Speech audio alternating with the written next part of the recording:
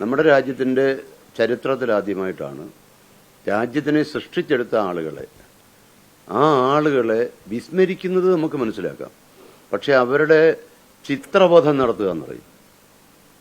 നമ്മുടെ രാജ്യത്തിനെ സൃഷ്ടിച്ച ആളുകളുടെ ചിത്രബോധം നടത്തുക എന്ന് പറയുന്നൊരു പ്രക്രിയയാണ് നടക്കുന്നത്. മഹാത്മാഗാന്ധി കോൺഗ്രസ് ആവുന്നത് കോൺഗ്രസ് പാർട്ടിക്ക് വേണ്ടി രാജ്യത്തിൻ്റെ സ്വാതന്ത്ര്യ സമരത്തിൻ്റെ പ്രവർത്തകനായി വന്ന ഒരാളാണ്. അദ്ദേഹം നേതാവായല്ല ഇന്ത്യയിൽ വന്നത്. അദ്ദേഹം ഈ രാജ്യത്തിൻ്റെ അന്നത്തെ കാലത്തെ യാത്രാ ബുദ്ധിമുട്ടുകൾ ആലോചിക്കണം. ഒരു നദിയുടെ കുറുകയും പാലമില്ല.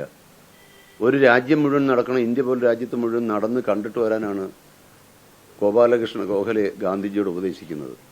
ആ മഹാത്മാഗാന്ധി 9 പ്രാവശ്യമാണ് കേരളത്തിൽ വന്നു എന്ന് ചരിത്രം രേഖപ്പെടുത്തിയിട്ടുള്ളത്. ആ മനുഷ്യന്റെ പേരാണ് ഇന്ത്യയുടെ രാഷ്ട്രപിതാവിൻ്റെ, അതായത് 600-ൽ പരം നാട്ടുരാജ്യങ്ങളുണ്ടായിരുന്ന രാജ്യത്തെ ഒരു ഭാരത രാജ്യമാക്കി വളർത്തിയെടുത്ത് സർദാർ വല്ലഭായ് പട്ടേലിന്റെ ശക്തമായ ആഭ്യന്തരമന്ത്രി എന്നുള്ള നിലയിൽ ഉണ്ടാക്കിയെടുത്ത രാജ്യത്തിന്റെ പിതാവാണ് മഹാത്മാഗാന്ധി. ആ മഹാത്മാഗാന്ധി എന്ന് പറയുന്ന രാഷ്ട്രപിതാവ് BJP-കാരനും കോൺഗ്രസ്സുകാരനും ഒന്നും വ്യത്യാസമുള്ള ആളല്ല.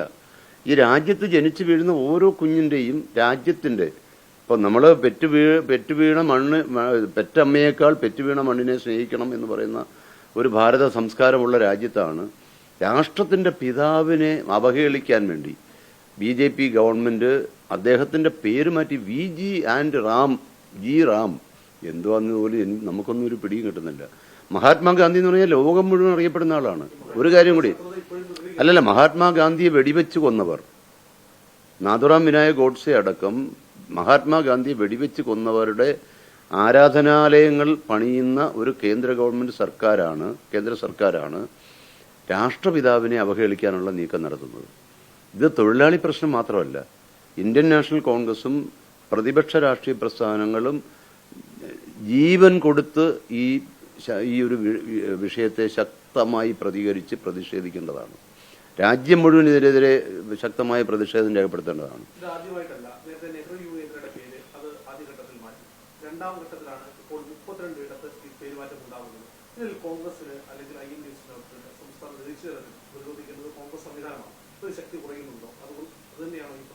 അല്ലല്ല, അങ്ങനെ ഇതിനെ കാണാൻ പാടില്ല. കാരണം ഒരു ജനാധിപത്യ പ്രക്രിയയിൽ അധികാരത്തിലേക്ക് വരുന്ന ഗവൺമെന്റുകൾ, അത് പ്രാദേശിക ഗവൺമെന്റുകളായാലും സംസ്ഥാന ഗവൺമെന്റ് ആയാലും കേന്ദ്ര ഗവൺമെന്റ് ആയാലും, ആ ഒരു സംവിധാനത്തിനെ ബഹുമാനിക്കുക എന്നുള്ളതാണല്ലോ ഒരു ജനാധിപത്യത്തിന്റെ അർത്ഥം. നിർഭാഗ്യവശാൽ നരേന്ദ്രമോദി സർക്കാർ വന്നതിന് ശേഷം അത്തരത്തിലുള്ള ബഹുസ്വരമായ ജനാധിപത്യത്തെ രാജ്യത്ത് തകർക്കാനുള്ള ഗൂഢതന്ത്രങ്ങളാണ് ആവിഷ്കരിക്കുന്നത്. ഇവിടെ വർഗീയവൽക്കരിച്ചുകൊണ്ട് രാജ്യത്തെ ജനങ്ങളെ വിഭജിക്കുന്ന ഒരു നിലപാടെടുക്കുമ്പോൾ ഇന്ന് വരെ നമ്മൾ ഉയർത്തിക്കാട്ടിയ ഭാരതത്തിന്റെ സംസ്കാരം ലോകരാഷ്ട്രങ്ങളുടെ മുമ്പിൽ, ഐക്യരാഷ്ട്രസഭയിൽ, ILO-യിൽ, WHO-യിൽ ഒക്കെ നമ്മുടെ ഭാരതം എന്ന് പറഞ്ഞാൽ കേൾക്കുന്ന ഒരു ഉന്നതമായ ഒരു ബഹുമാനം. ആ ബഹുമാനമാണ്. ഞാൻ വിദേശ രാജ്യങ്ങളിലൊക്കെ യാത്ര ചെയ്തിട്ടുള്ള ആളാണ്. ILO-യിലും ഐക്യരാഷ്ട്രസഭയിലും ഞാൻ സംസാരിക്കാൻ അവസരം കിട്ടിയ ആളാണ്. അങ്ങനെയുള്ള ഈ രാജ്യത്തിന്റെ ഞാനവിടെ ഒരു വേദിയിൽ പരിചയപ്പെടുത്തുകയാണ്. ഐ കം ഫ്രം ഇന്ത്യ എന്ന് പറഞ്ഞാൽ അതിന് എനിക്ക് കിട്ടുന്ന ഒരു അപ്രീസിയേഷൻ ഭയങ്കരമായിരുന്നു.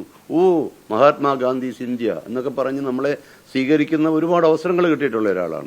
ലോകത്തെവിടെയായാലും ഏത് സമയത്തും 24 വാർത്തകളും ഓഗ്മെന്റഡ് റിയാലിറ്റി പാക്കേജുകളും എക്സ്പ്ലെയിനറുകളും വിശദമായി കാണാൻ ഞങ്ങളുടെ YouTube ചാനൽ നിങ്ങൾക്ക് സബ്സ്ക്രൈബ് ചെയ്യാം.